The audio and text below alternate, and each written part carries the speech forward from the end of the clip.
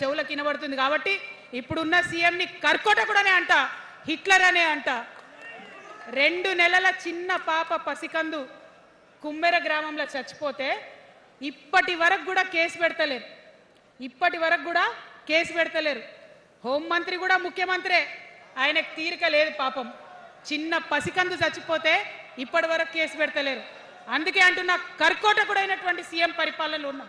ఖచ్చితంగా కొట్లాడాల్సిందే. మనం ఏదైతే గురుకులాలు ఉన్నాయో వాటిలో విషం పెట్టి పిల్లల్ని చంపుతా ఉన్నారు. అయినా సరే విద్యాశాఖ మంత్రిగా ఉన్న సీఎం మాట్లాడతలేడు. అందుకే కర్కోటకుడు అంటా ఉన్నాం, అందుకే హిట్లర్ అంటా ఉన్నాం. కర్ల రాజేష్ అనేటటువంటి దళిత యువకుడు కస్టడీలో చచ్చిపోతే ఇప్పటి వరకు కూడా దానికి బాధ్యులైన పోలీసులను ఏం చర్యలు తీసుకోలేదు వాళ్ళ మీద. అందుకే కర్కోటకుడు అంటా ఉన్నాం, అందుకే హిట్లర్ అంటా ఉన్నాం. పిడికిలి బిగించి ఇప్పుడున్నటువంటి రాక్షస కాంగ్రెస్ పైన ఖచ్చితంగా కొట్లాడతాం, అందరికన్నా ఎక్కువ కొట్లాడతాం. ఇప్పుడు మనమే ప్రధాన ప్రతిపక్షం అవుతాం. 2 ఏళ్ల తర్వాత మనమే అధికార పక్షం అవుతాం. ఖచ్చితంగా అధికారంలోకి వస్తాం. ఎందుకోసం వస్తాం అంటే నేను ఒక మాట చెప్పాలి. అందరినీ మనం మాటలు అంటున్నాం కదా, we are opposing everybody, we are criticising everybody. But what is the solution? Don't oppose without propose అని కాన్షీరామ్ గారు చెప్పారు. నేను చెప్పలే, don't oppose without proposal. So నేను కొన్ని ప్రపోజల్స్ తెలంగాణ ప్రజల ముందు పెట్టాలనుకుంటున్నా. నేను ఈ 3 పార్టీలు అధర్మంతో నిండిపోయినాయి, అవినీతితో నిండిపోయినాయి, బంధుప్రీతితో నిండిపోయినాయి, కుటుంబ అవినీతి పరిపాలనతో నిండిపోయినాయి. కాబట్టి నేను ఒక ప్రపోజల్ చెప్తున్నా. ఈ 3 పార్టీల మీద ఆనాడు భగవంతుడు శ్రీకృష్ణుడు చెప్పినట్టు పాంచజన్యం, ఆయన శంఖం పేరు, యుద్ధంకి ముందు పాంచజన్యం ఎట్లయితే పూరిస్తారో మనం కూడా పాంచజన్యం పూరిద్దాం. ఒక 5 అంశాలను ప్రధానంగా తీసుకుందాం. ఆ 5 అంశాల కోసం ఇప్పుడు కొట్లాడదాం. రేపు ప్రభుత్వంలోకి వచ్చిన తర్వాత మన ప్రజలకు ఇద్దాం. ఏం అంశాలు అవి? మొట్టమొదటిది విద్య.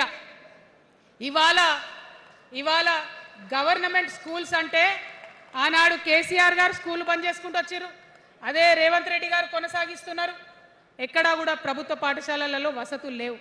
వాష్రూమ్ ఉండదు, వాచ్మెన్ ఉండడు, అటెండర్ ఉండడు, పిల్లలే పోయి బెల్లు కొట్టుకోవాలి, పిల్లలే పోయి బాత్రూమ్లు కడుక్కోవాలి, మంచినీళ్ళు ఉండవు, భయంకరమైన పరిస్థితి ఉంది. నేనేమంటా అంటే గుడిని ఎంత పవిత్రంగా చూస్తామో బడిని కూడా అంతే పవిత్రంగా చూడాలి. గుడిని ఎంత పవిత్రంగా చూస్తామో బడిని అంత పవిత్రంగా చూడాలి. కాబట్టి నేను ఒక మాట అంటున్నా, ప్రతి ఊర్లో ఒక బడి ఉండాలి, ప్రతి తరగతికి ఒక టీచర్ ఉండాలి.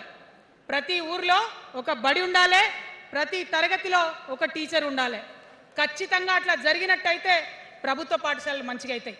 మరి నా పేద మధ్యతరగతి ఆడబిడ్డలు, మా అక్కలు అమ్మలు అనుకుంటున్నారు, అక్క మరి ఆల్రెడీ మా పిల్లలు ప్రైవేట్ స్కూళ్ళలో చదువుతున్నారు, వాళ్ళ సంగతి ఏందని. నేను మాట ఇస్తా ఉన్నా, ఇవాళ మన ప్రభుత్వం వస్తుంది, ఖచ్చితంగా వస్తుంది.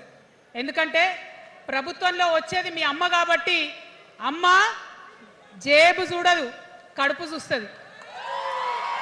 అమ్మ జేబు చూడదు, కడుపు చూస్తుంది.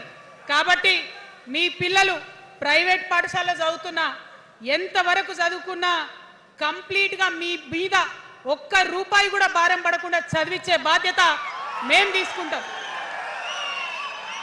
అది ప్రైవేట్ పాఠశాలలు కానీ, డాక్టర్ కానీ, ఇంజనీర్ కానీ, రాకెట్ సైంటిస్ట్ కానీ మన తెలంగాణ బిడ్డలు చదువుకుంటే ఒక్క రూపాయి కూడా పేద మధ్యతరగతి వాళ్ళ మీద భారం పడకుండా ఉచిత విద్యను అందించే బాధ్యత నేను నా తెలంగాణ బిడ్డల కోసం తీసుకుంటా అని ఈ సందర్భంగా తెలియజేస్తున్నా. ఇవాళ పరిస్థితి ఏంటిది? యూనివర్సిటీలో ఉన్న పిల్లలు అంతకుముందు తెలంగాణ రాకముందు నేను చూసిన రక్తం అమ్ముకునేది డబ్బులు లేకపోతే. ఇవాళ ఏం చేస్తున్నారు? బావర్చి కాడ గిగ్ వర్కర్ లెక్క గోడ మీద కూర్చొని వెయిట్ చేస్తున్నారు. అవునా కాదా? ఎందుకంటే ఆ గిగ్ వర్కర్ చేస్తే అంతో ఇంతో పైసలు వస్తాయి, పేరెంట్స్ మీద ఆధారపడకుండా ఉండొచ్చు అని. మరి యూనివర్సిటీలను పట్టించుకున్నామా? బీఆర్ఎస్లో ఉన్నప్పుడు 10 ఏళ్ళు ఒక్క రూపాయి కూడా ఇవ్వలేదు యూనివర్సిటీకి. ఆ యూనివర్సిటీ మిత్రులకు, పాఠశాలలో ఉన్నటువంటి వారందరికీ నేను ఒకటే ప్రపోజల్ చేస్తున్నా, మీరు ఎంత చదువుకుంటారో చదువుకోండి, ఒక్క రూపాయి కూడా మీ మీద భారం పడకుండా చదివించే బాధ్యత తెలంగాణ రాష్ట్ర సేన తీసుకుంటుంది. ప్రైవేట్ పాఠశాలలు కూడా బాగుంటాయి, ప్రభుత్వ పాఠశాలలు కూడా బాగుంటాయి. కానీ భారం తల్లిదండ్రుల మీద పడదు. అది మీ అమ్మ ప్రభుత్వంలో జరగబోతుందని, మీ తల్లి ప్రభుత్వంలో జరగబోతుందని మీకు మాటిస్తా ఉన్నా. సెకండ్, మనకేమవుతుంది, మన తెలంగాణలో పేద మధ్యతరగతి ప్రజలకు ఏమవుతుంది? ఎవరన్నా ఇంట్లో రోగం